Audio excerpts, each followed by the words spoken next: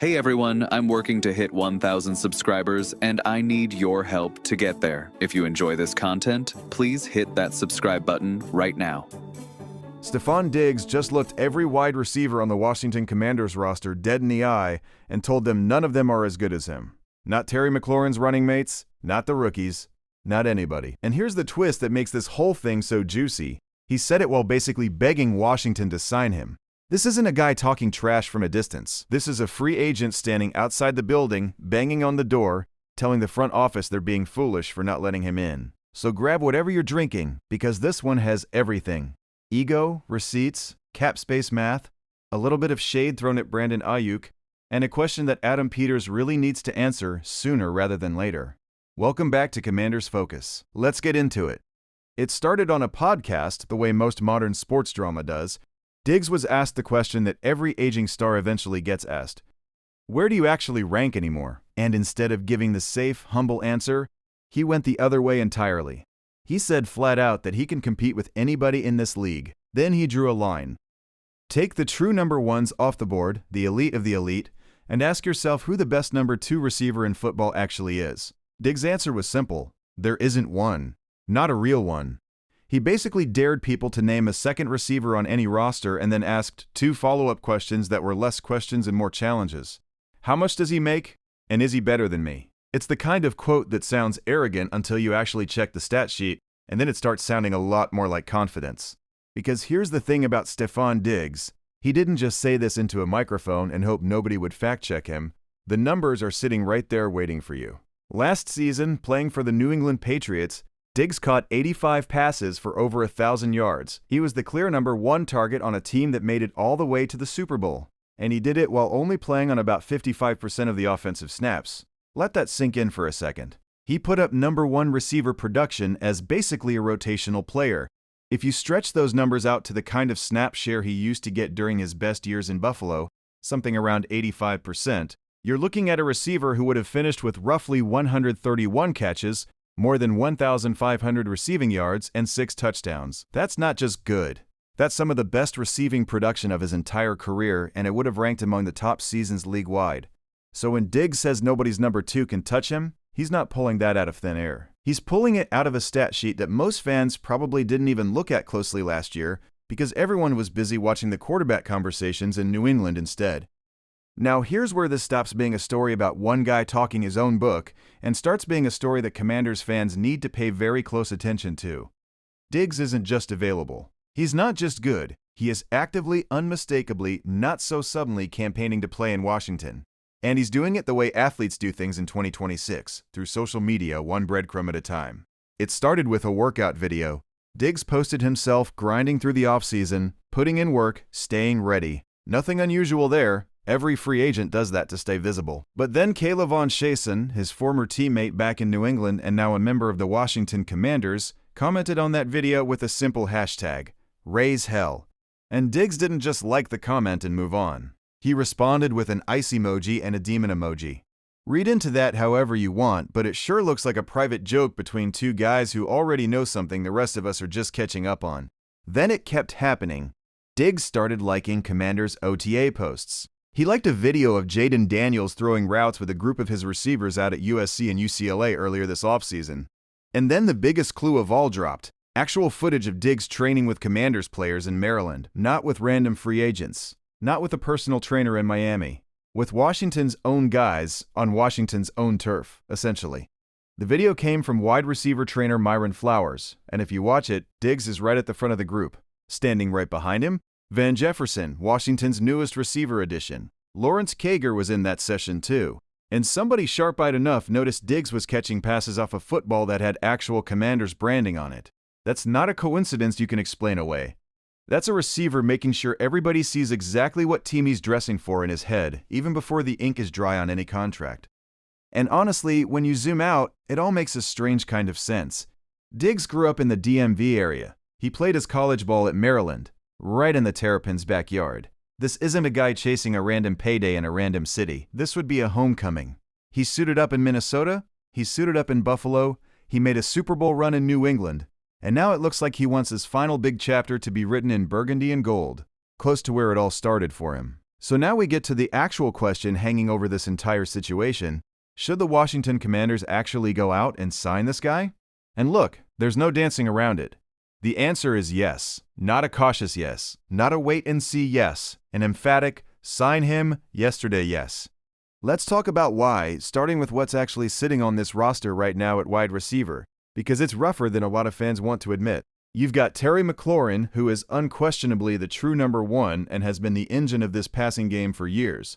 After him, though, things get shaky fast. Antonio Williams is an exciting name, a guy with real upside, but he's a rookie, and rookies are projections, not guarantees. Dyami Brown has shown some nice chemistry with Jaden Daniels in flashes, but he profiles more as a complementary piece than a full-time starter. Treylon Burks, a former first-round pick, has flashed talent without ever stringing together the kind of consistency that turns flashes into a role.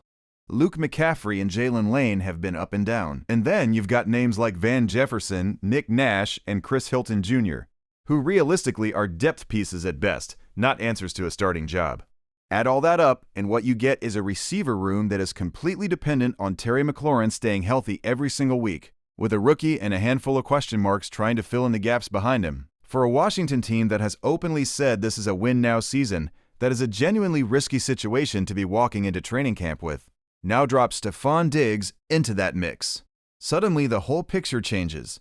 Instead of praying that a rookie is ready for a full workload on day one, Antonio Williams becomes a number 3 receiver, easing into the league instead of getting thrown into the deep end. Instead of hoping one of 4 unproven names steps up into a real role, you've got a legitimate, established starting duo in McLaurin and Diggs, with everybody else getting to compete for a rotational role instead of being forced into one.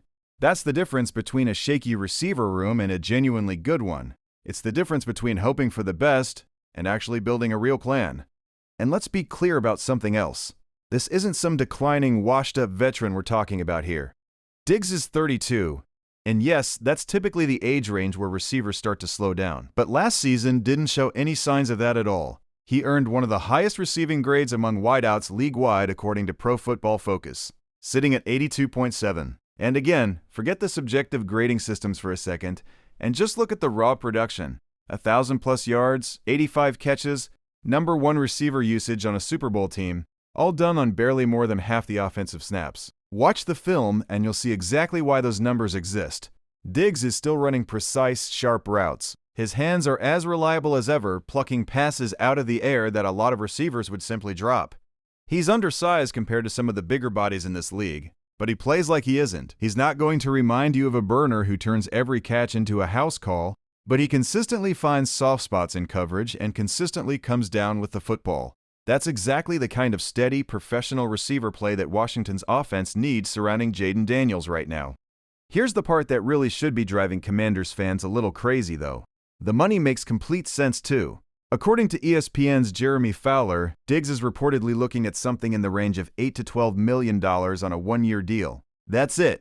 That's the number. And when you check Washington's actual cap situation, they currently sit with the 3rd most available cap space in the entire NFL, somewhere around $44 million. According to SpotTrack, signing Diggs at that price wouldn't be a stretch. It wouldn't require moving pieces around or restructuring contracts or getting creative with the books. It's the kind of move that a team with real cap flexibility should be making without a second thought, especially when the player in question is publicly, repeatedly, unmistakably telling you he wants the job. So why hasn't it happened yet? That's the real mystery here. Every signal points toward this deal getting done. The fit, the price, the player's own clear intentions, the cap room, all of it lines up. And yet training camp is creeping closer and Adam Peters hasn't pulled the trigger. There's really only one explanation that makes sense, and it circles back to a name Commanders fans have been hearing about all offseason: Brandon Aiyuk.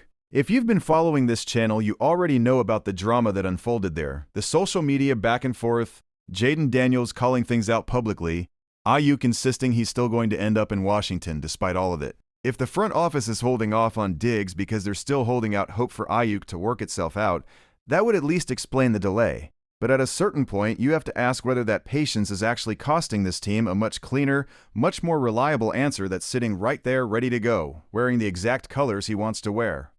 And if Diggs somehow doesn't end up being the pick, it's not like the cupboard is completely bare elsewhere. Tyreek Hill, if he can get fully healthy before the season starts, would be an electric pairing with Terry McLaurin. giving Jaden Daniels a legitimate deep ball weapon to stretch a defense vertically. Keenan Allen brings that same kind of savvy, veteran route running that can line up inside or outside and just get open no matter what.